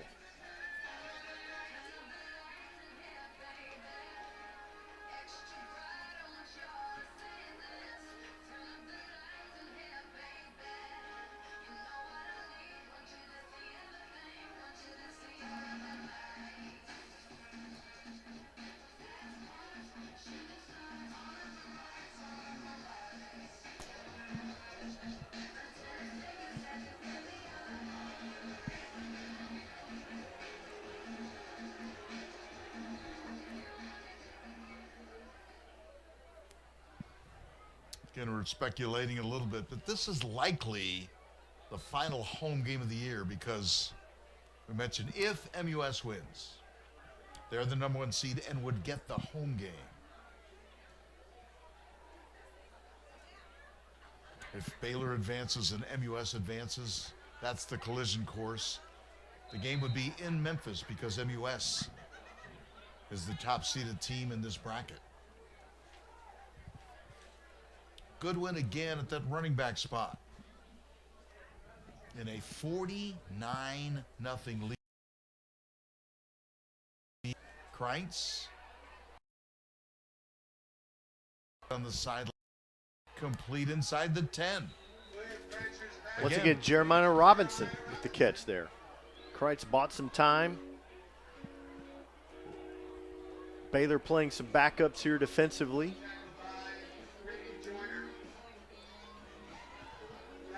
Haven't quite gotten the rush.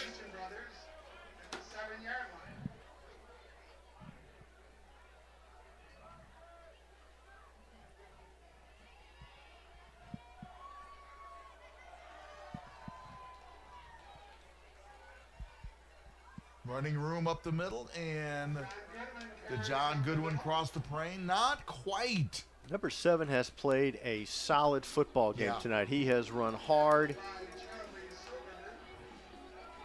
represented his team well.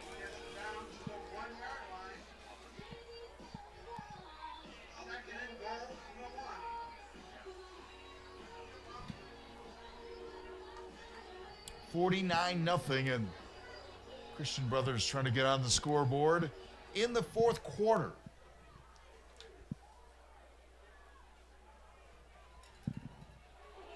Ooh, wow. Goodwin took a shot and still got in the end zone. Got in the end zone. First points that Baylor has given up since the game against Life Christian Academy on the 13th. After back-to-back shutouts against NBA and Knox Catholic, and then shutting out Christian Brothers until, let's say, the 10-10 mark of the fourth quarter.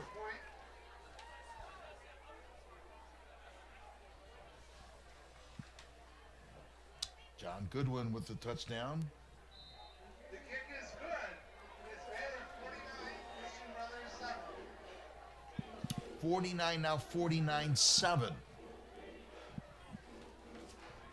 And the clock will continue to run.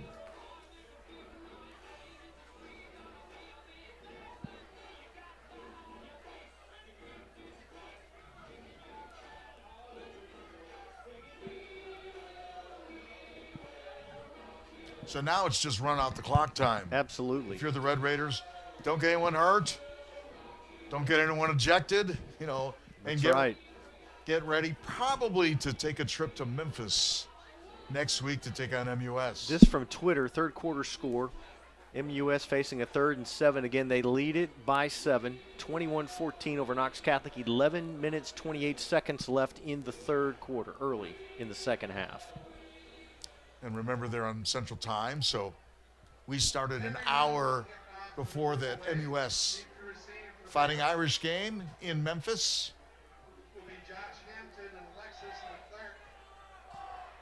First points of the night for Christian Brothers. Now 49-7 with 8.5 minutes left to play in the game. Not an onside kick, but kicking it short. And across the 35 to about the 36-yard line. So Baylor with the football, their goal right now to see if they can run out the clock with right now about 8 minutes left to play in the football game. Carries it out to the 36-yard line, 1st and 10 Baylor.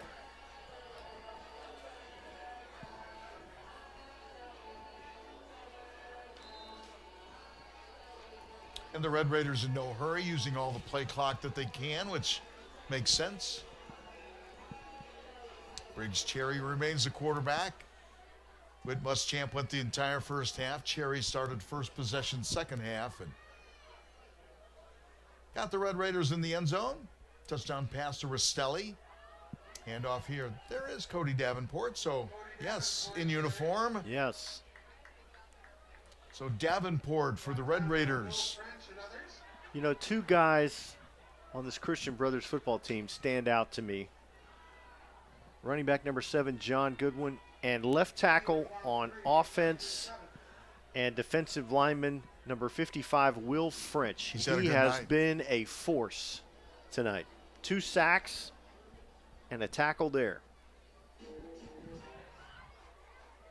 Clock running with under 7 minutes to play in the football game. Baylor again jumping out to a lead on their first possession of the night. Scored on every possession so far with the exception of one. There's Ben Darnell. He's played a lot bigger part tonight, and they always say, you know, when your number's called, if you're not a starter, step up. Ben Darnell has stepped up tonight. He has. He's played a lot this year. Yeah. And that experience has paid off tonight. Really, this has been a fantastic effort by Baylor on both sides of the football. But that offense, boy, you talk about just kind of sucking life Early. out of a contest early. Goodness. And again, we talked earlier on saying Christian Brothers is not a great come-from-behind team. They're a ball control type of team, a time of possession type of team, and I think the defense jumped a little bit.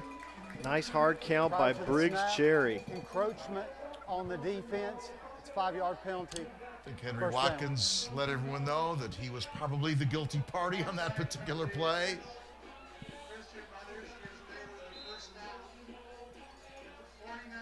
And they're probably going to be content to let another 35-plus seconds Sure. run off this clock.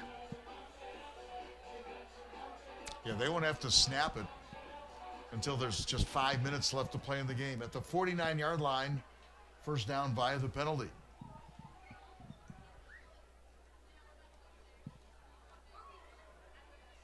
The defending state champs would love to get in that game again this year, wouldn't they? Finley Stadium. I think this entire city would Yes. love to see that heavyweight matchup one more time. Cody Davenport picks up a couple of yards and moves into purple wave territory. Picks up 2 from 49 to 49, where it's second down and 8.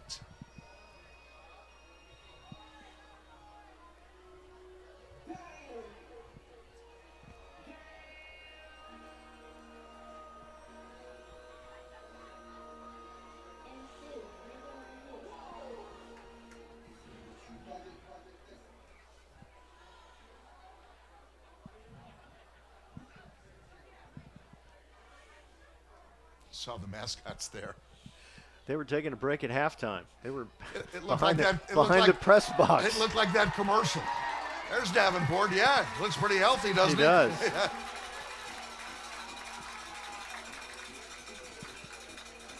Little burst of speed on the near sideline.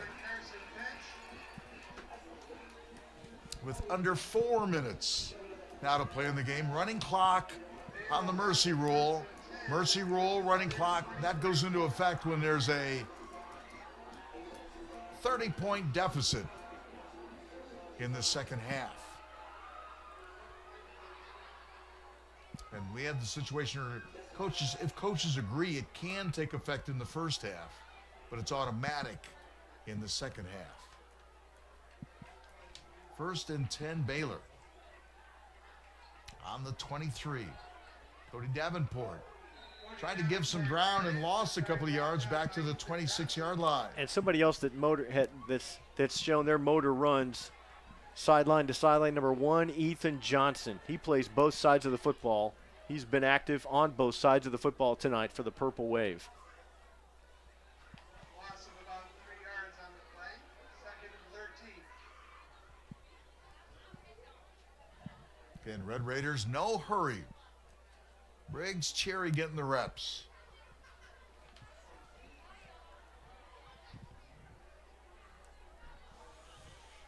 And it's 2nd down, about 12.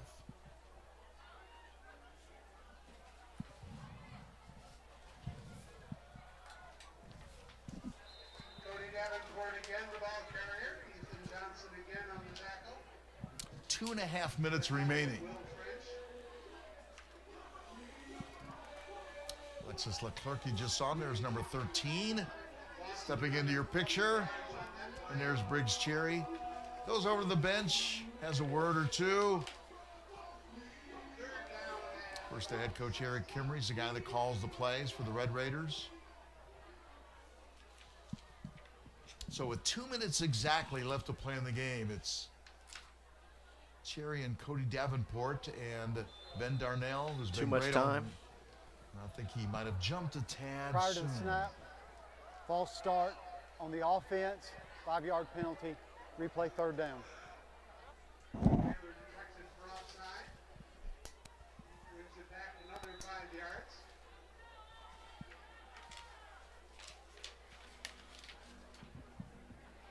So 90 seconds remaining on a running clock. This is round 2 of the playoffs, but game number 1 for both these teams who received first-round byes. Cherry from the gun on 3rd down and long. Purple Wave ready for that one. Cody Davenport had nowhere to go with a minute. Right now, 1 minute left to play in this playoff game. So they haven't set the clock, haven't set the ball ready. They might try to wait it out, but cannot do so. So he will punt.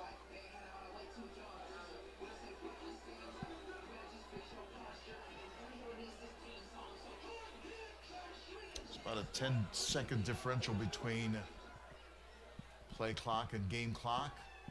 Well, I guess he won't punt. 4th down and long, long, long.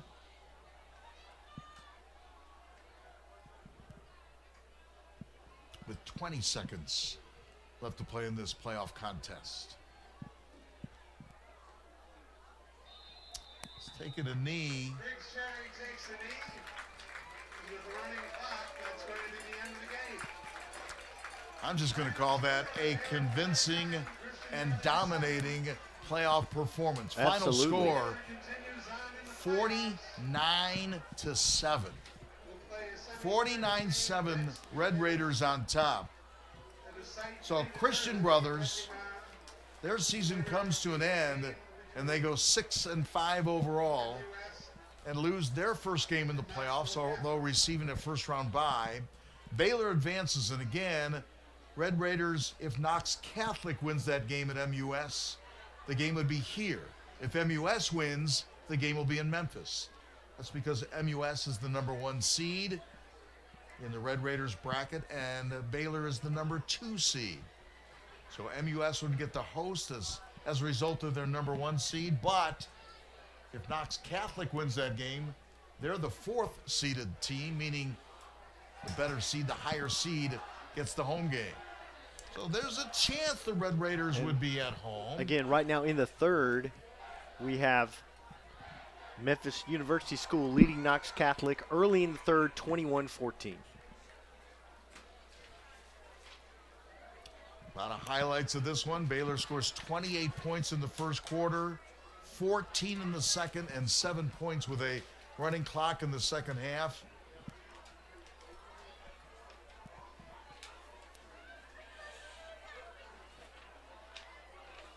So we get ready for a great tradition here at Haywood Stadium, singing of the alma mater, win, lose, or draw.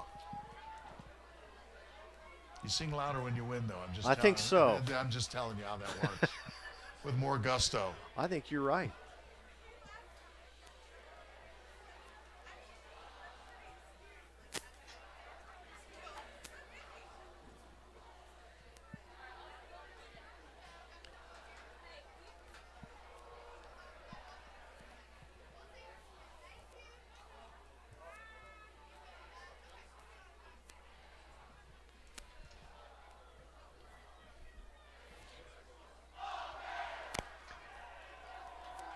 And, Jim, we have an update for that playoff game. 8 minutes, 16 seconds in the third. MUS 21, Knox Catholic 21. Maybe there will be another home game. 21-21 tie. Here's how things get started. Whit Muschamp to a wide-open Amari Jefferson. And then that works so well once. Let's try it twice. He goes even deeper. Amari is there. That is 70 yards on the touchdown to make it 14-0, and we aren't nearly done. Muschamp one more time, goes deep to Jefferson. Another touchdown. That offense just in full speed mode the entire first half. Second quarter, they also get into the mix as well. Jefferson draws attention from the defense. He goes up top to Zane Restelli, who reels that in for another touchdown. That made it 35-0 on the 45-yard pass. 4 plays, 59 yards, 1 minute, 43 seconds on that possession. They come right back. Shakai Mills-Knight will get the carry. This from 4 yards out, capping off a 6-play, 56-yard drive. That possession lasted 2 minutes, 19 seconds. That made it 42-0. Then the final one of the night, this in the third quarter. What an effort here. Briggs Cherry to Zane Restelli, and watch his right hand just break the plane with that football. 49 points for the Red Raiders. Our final tonight, 49-7, as they move on in the postseason. And again, maybe we will have a game next week. You can't get rid of me that easy, you know. Again, the winner of this game, obviously Baylor has won this game, so they'll take on the winner of Memphis University School and Knox Catholic. Maybe we'll see you next week. We'll follow the Red Raiders, and you can do so right here. All the broadcast information, we'll find it out this week and find out who, when, where next Friday.